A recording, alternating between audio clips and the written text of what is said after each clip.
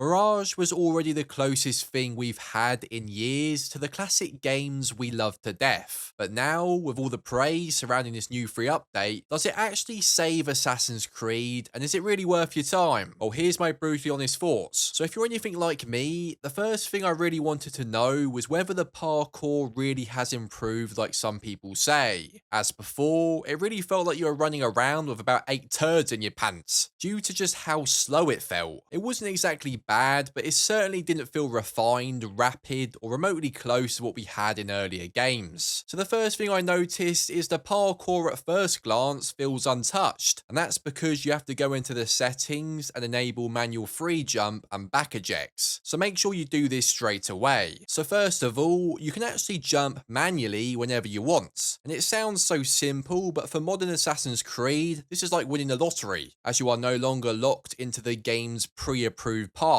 If you want to leap off a roof at full pelt, not knowing what's beneath you, you can, and it will be followed by a pair of cracked as shit ankles.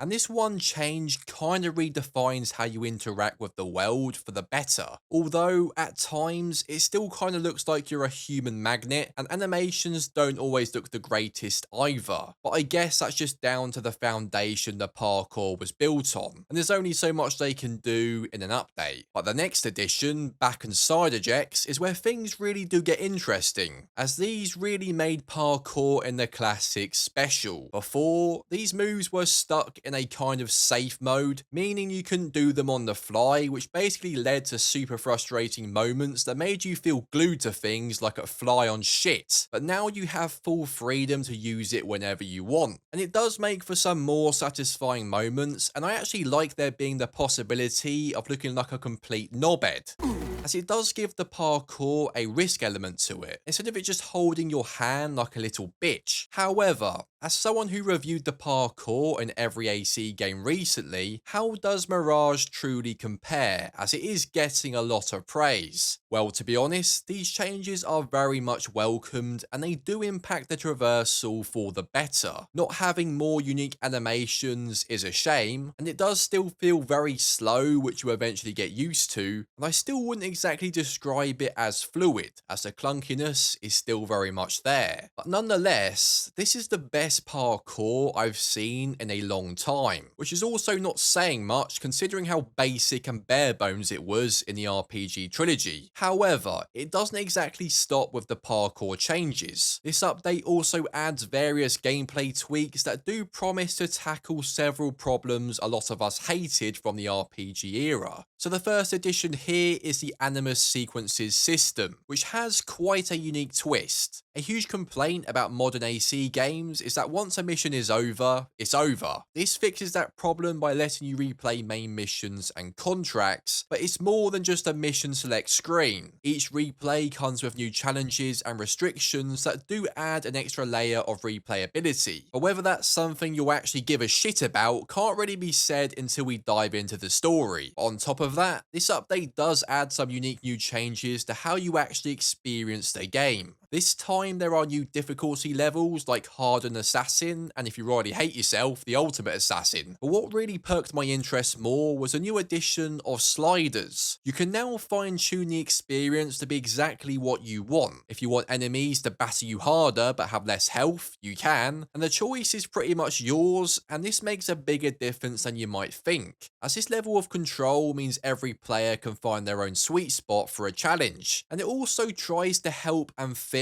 one massive problem in this game, which now brings us to the combat. And for those of you like me who think the combat in this game is nearly as bad as the state of your gravy ring after your morning shit, I do have some news. Combat is virtually unchanged apart from the ability to alter sliders, which is a massive shame, as I do feel it lets the game down quite a bit. But at the same time, most missions really are tailored for stealth instead of just whipping out your sword, thank God. But Valley of Memory isn't just a mechanics overhaul, there is actually a story expansion too, and you would definitely want to know about this, as after completing it, to my surprise, it actually did some things I wasn't really expecting. So despite personally liking Mirage, as I do feel it did a lot of things right, I found that the story was never one of its strong suits, as Basim just always felt like he had as much charisma as the back of your nan's head, and the plot twist just always felt more done than a Prosty's dust puffer, and overall, I just found it a bit lackluster. However, avoiding spoilers, although this story is very short and compact, and minus the dreaded and utterly painful slow walking sequences that Ubisoft utterly bum, I actually felt more for Basim than I ever did in the main story. This story is meant to be about 6 hours if you take your time, and for me, it took around 4 hours, so this can vary, and it is a complete self-contained story that's all about Basim and his personal journey. And it just proves that you don't need 100 bloody hours to make us connect and care for its main protagonist. And in fact, I think a lot of us would respect Ubisoft more if they didn't waste countless hours of our damn time. And a bit like the main story, the missions do massively promote the use of stealth, which I do personally prefer, as this was the way AC was meant to be played. And it also feels more challenging this time, as it really seems like they cranked up the amount of enemies to 100, forcing you to take your time and not be so damn impatient, unless you like getting penetrated on the regular.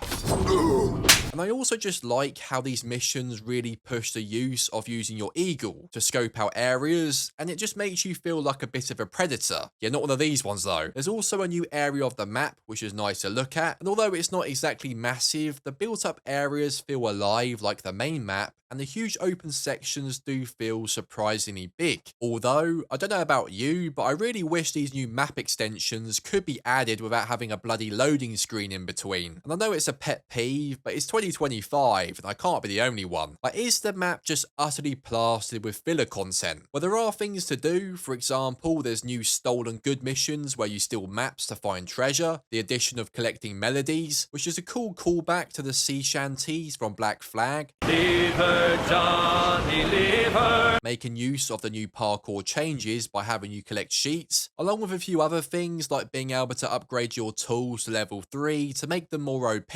Yes, there isn't exactly loads of things to do, but at the same time, it just never feels like a chore like in Shadows, as the map just doesn't feel utterly plastered. And the side quests that are there do use all the elements like parkour, stealth and exploration pretty well, and just don't expect it to take up too much of your time. So with all this in mind, has Valley of Memory kind of saved Assassin's Creed like some people say, by introducing features we wanted for ages to a game that's been getting a lot of love as of late? Or is the praise a bit forced and a load of bollocks? So I know some people may disagree, but this is some of the best parkour I've seen in any of the recent AC titles. But at the same time, it's not really saying much, as aside from Shadows, this aspect of the game really has been lacking in recent times. Not seeing any improvements to the clunky and ugly ass combat is disappointing, but I was really happy to play stealth focused missions again that felt more of a challenge, as this is what Mirage does best. The new map expansion isn't anything to get a protruding rod on over, but the story actually does a great job of delivering some emotional beats and expanding Basim's backstory, despite having very little time to do so. And for a free update, this is surprisingly good from Ubisoft, and if you like Mirage, definitely try this out, as it might surprise you. Will this impact Ubisoft's fallen off stock price? And does it help repair their reputation for producing lackluster games? No. But if they keep listening to the fans, I honestly think it's possible they could turn things around. But yeah, I wouldn't bet on it. Let me know your honest thoughts in the comment section down below. And honest question here, do you think Mirage is now better than Shadows? Let me know in the comments. And to see what AC game truly did parkour the best, and whether the old ones really were as good as we remember, make sure you click the video on screen, as this was pretty eye-opening, I've got to say. Thank you guys for watching as always, and I'll see you next time.